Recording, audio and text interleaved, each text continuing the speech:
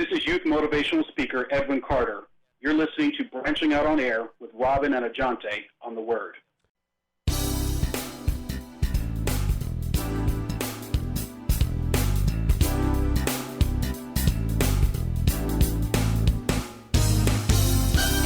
Today's show, I am sure it's one that you will not want to miss. We are going to talk to a gentleman named Edwin Carter. And Edwin Carter was once a troubled teen who turned his life around, and now he is a motivational speaker. And he is working tirelessly to help teens turn their life around, to make positive choices.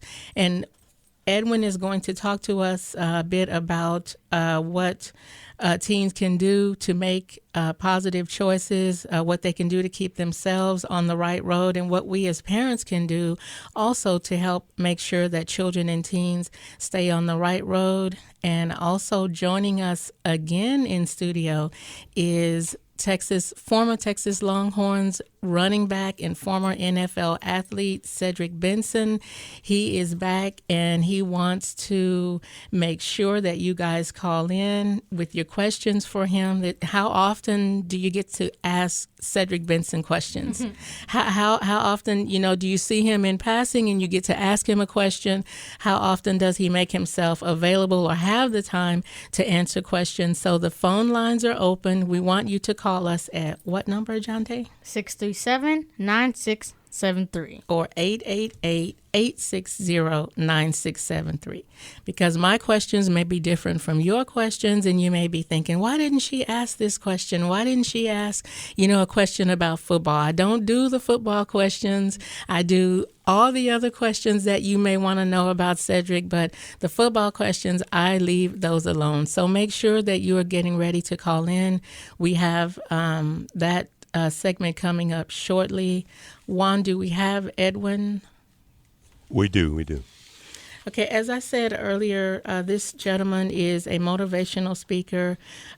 We often say children are our future. Society deems the youth as the face of America, and that when we look at children or when we look at youth, we're looking at the next civil rights leader, the next president of the United States, or even the next Steve Jobs. So Edwin is going to talk to us a bit about what we can do to make sure we see the next civil rights leader and the next president of the United States. I am happy that he's with us. Edwin, welcome to Branching Out on Air. Hi, Robin. Thanks for having me on. Thank you for being here. Now, Edwin, you were a troubled teen. Can you tell us a little bit about that period in your life?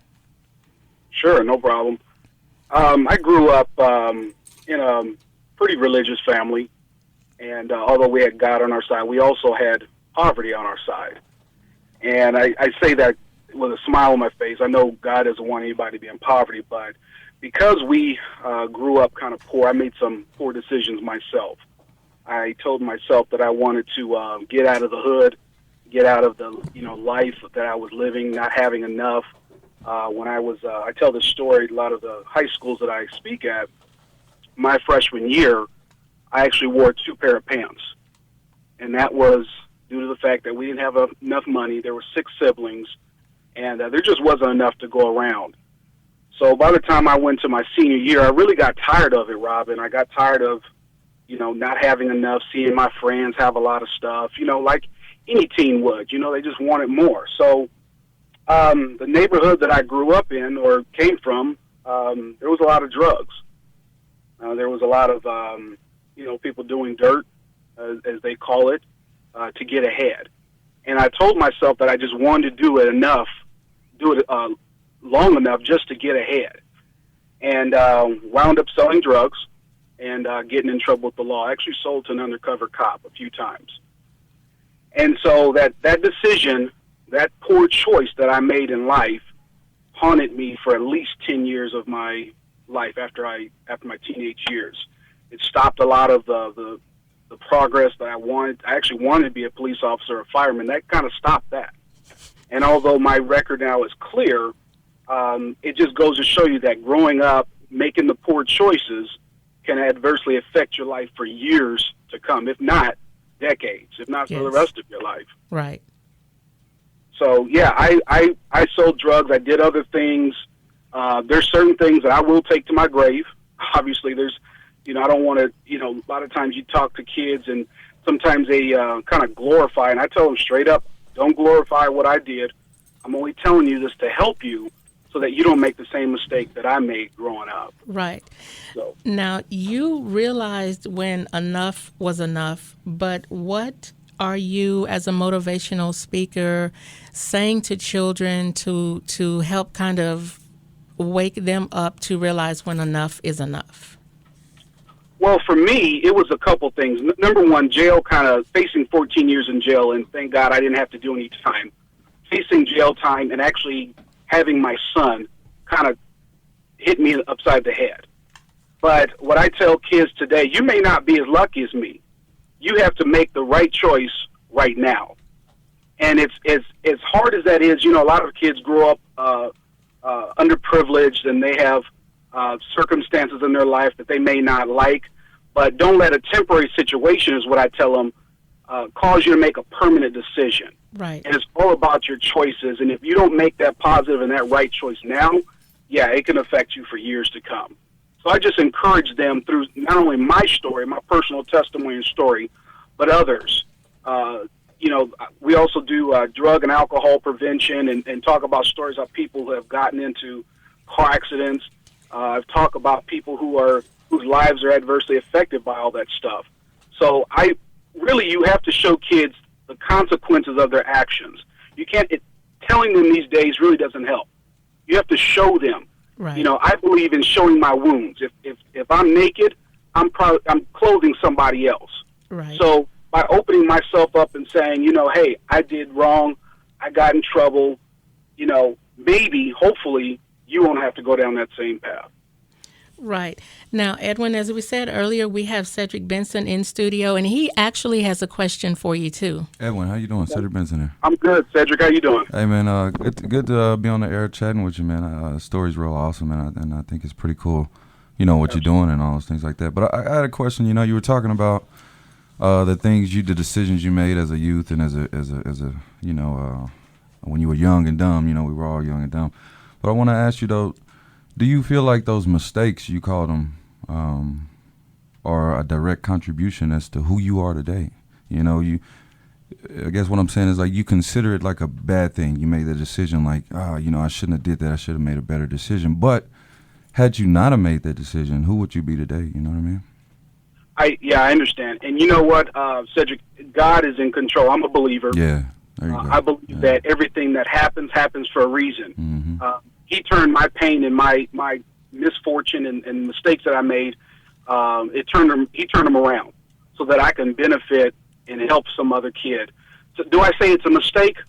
No, it's not a mistake. Everything happens on purpose. Absolutely. It happens by God's design. Absolutely. And would I have been a motivational speaker? I don't know. Only God knows. But I know that by sharing my story, not only am I relatable to youth, they also look at me and say, okay, well, if he can make it, and then I can make it. Yeah. You know what I mean? Yeah. So it's a kind of a catch-22, man. When, we always say, oh, shoulda, coulda, woulda. Yeah. Hadn't done that. But on the flip side of that coin, God will take your dirt and make make something great out of it. You know what I mean? He'll take that rough diamond and shine it up so that you can hold it up and say, look what God did. And at the end of the day, others are blessed and helped as a result of it. Heck yeah, man. That's awesome, man. Thanks, man. Appreciate it. Yeah. Now, Edwin, on yesterday when you and I talked, you shared an interesting statistic, which is teens make up 31% of the population. And I hope I'm remembering this correctly, but 100% of America. What can we do on this side as parents who have teens or children who are about to become teenagers, just make better choices? You're absolutely right, and that is the stat. Teenagers make up 31% of our population and are 100% of our future. And one of the things that parents can do is be there. As I was sharing yesterday, I really admire you having your son in studio. A lot of parents don't take that time because they're so busy, and I kind of understand that because, a lot of single parents, I was a single parent for over 12 years. You have to get out there. You have to make money. You have to work that job or two jobs. And so when you're a parent, a single parent, you have to spend that time. You have to take that time with your children. And if you don't, they're left at home to raise themselves, or the gangs raise them. Right. I've been looking at and shaking my head, and I hope to be called out to Chicago pretty soon. All this gun violence going on in Chicago, it's sad, and I almost guarantee you that a good portion of those young people don't have parents at home. Right. And so parents need to get back to the basics. Spend time with your kids. Don't just try to pawn them off on the video games and TV and here's some money. Go to the mall. Take your kids with you. Make sure that they know that you love them. Give them a hug. Let them know. I got two teenagers right now. One's in the National Guard, and my daughter's 17. And I talk to them all the time about every subject.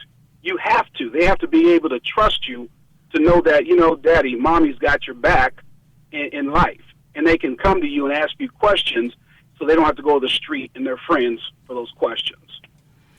Absolutely. Now, you address topics such as cutting, texting, but you shared something with me yesterday that I had never heard of. You talk about the medicines that the children mix together? Yes. The new thing, I hate to say new thing, but one of the things that kids are doing right now, Robin, is they're calling them farm parties. And farm party is short for pharmaceutical parties. And what is mainly in middle schools, but I have seen high schoolers do it. What they'll do is a lot of kids will come together, 10, 15 of them, and they'll all grab medicine from their parents' medicine cabinet, all kind of prescription pills. They'll dump them in a bowl, shake it up, and everybody takes one and sees what happens. Kids are dying all over America, and we've heard of a couple cases here in the Phoenix area where I live of kids just dropping dead because of these farm parties. So parents have to really be careful. If you have medicine in your cabinets that you're no longer using or taking, you got to flush that stuff down the toilet. Get rid of it. Yeah. So that's something that parents really need to be aware of. It's not really the street drugs anymore. Right. It's the pharmaceutical ones that are getting kids these right days. at their hands. Wow. Now, what kind of feedback do you get from teens who attend your motivational lectures? Do you get response from them? Are they taking heed to what you're saying? Absolutely, they do. We have a program. I work with a nonprofit right now, and there's a program that we have started. It's called STAND, and STAND is an acronym for Students Turning Against Negative Decisions.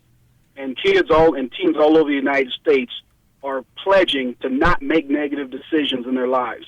We probably have right now close to 150,000 kids who have pledged and said, you know what, I'm not going to do the farm parties. I'm not going to be a part of bullying.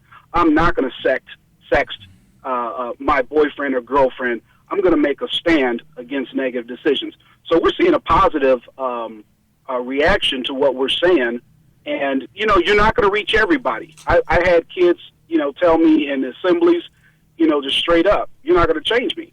And although, you smile and you say, okay, you can't reach everybody, and I realize that. But if I can just reach one in that crowd to stop from committing suicide or cutting himself or being a victim of bullying or something like that, to me it's worth it. It's worth it. And what's the one thing you hope that teens take away from your lectures, from, your motivational speeches? What's the one thing that you hope they take away? The one thing I hope they take away is that you have the power of choice, and it all starts in your mind. People don't make bad decisions, just wake up one morning and then next thing you know, they're robbing a bank or shooting up a school or something like that. There was something that happened in sequence, and it started in their mind. They may have been bullied. They may have been musing over some situation, their parents not being in the home or, not getting the grade or something like that. And so I kind of tell them, I let them know, I hope that they get from me that you have the power to change your outcome in your life. You have the power of choice. Right. And so at the end of it, when it's all said and done, you control that. Nobody else can control that. You own the choice, but you don't own the consequence of the actions. Edwin, we thank you so much for being with us today. We know we've kind of covered a lot of ground in a short amount of time. We hope that we can reach out to you and have you talk to our listeners again and just kind of maybe go more into detail with, some of the topics that we've touched on today. Absolutely. Absolutely. Juan, did you have a question or something for Edwin? Hey, Juan. I don't think I said Hey, Edwin. sorry, man. Well, I kind of like what Cedric asked you regarding, had you not made those mistakes or poor decisions, where would you be now? That there is that. I'm ex-military. I've done things after that. I've done things, seen things that I can say, like Cedric was sharing, that have made me who I am now. What do you do when you have a teen, or an early 20-something for that matter, who knows they're doing wrong, and you've sat with them, you've spoken them in a psychological, patient, I'm removing myself as a parent at times, trying to explain it as the man on the moon without being threatening with, these are possible consequences you may be facing, etc. But they're still resistant to your words. And not overtly, but just kind of leaving in the middle of the night, coming back when they want, things like that. What would you recommend to a parent that would be in that situation? Yeah, that's a great question. I tell parents all the time, there's sometimes you're going to have to let your kid bump their head. You can only talk so much. I can talk so much. I've talked with parents, they've had me talk with their teens or young adults. And some people are just bent on doing the wrong thing. There is hope. As long as you're alive, there's hope. So I just tell them to continue to work with their teen, work with that young adult, let them know the consequences of their actions, not in a threatening or a demeaning way, but just let them know you're affecting more people than you know. If you go out, I've actually had dealt with some kids who were doing a lot of drinking and driving, and let them know, look, here's some of the consequences of your actions. Now, you're going to do whatever you want to do. I just want to give you an alternative to what you're doing right now. So I give it to them real, I give it to them raw, and I would suggest the parents do the same thing without coming down on them. I don't know if I'm explaining that correctly. There's sometimes as parents we can be really hard on our kids. But if we just talk to our kids and let them know, look, I don't approve of what you're doing. I love you, but let me tell you how you're going to hurt somebody else if you continue your actions. And I think if that open line of communication is still there and you continue to talk to them, hopefully one day they'll change their mind and they'll see the error of their ways. Hopefully it doesn't take jail, death, or, some other tragedy to make them turn around. So that's one of the things I would tell the parents is to continue to talk to them, share with them, put them on websites like mine, give them good material to read, and just allow them to make that decision themselves, because we as parents can't be with our kids 24 hours a day. So if we just give them a little bit of knowledge, a little bit of wisdom, and, hopefully they'll make the right decision at the end of the day. Thank you, Edwin. Edwin, we thank you so much. And again, we will reach out to you to kind of touch on some other topics because, this is a very important thing that you're doing for teens. And we hope that, teens are getting it and that parents are knowing that they need to be involved. So thank you again, Edwin. Thank you. Absolutely. Thanks for having me on. You're listening to The Word 1490. Information with Inspiration. We'll be right back with your questions and my questions for Cedric Benson. You don't want to miss it.